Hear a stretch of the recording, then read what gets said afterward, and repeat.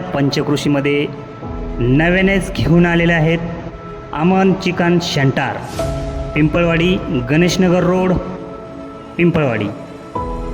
आपल्या सोयीनुसार, आपल्या वेळेनुसार चिकन स्वच्छ, सुंदर व काटछाट करून मिळेल. कुठल्याही प्रकारचं चोरटं माप, भामटं माप मिळणार नाही.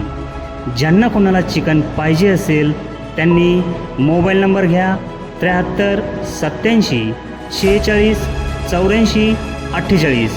Aman chicken centre.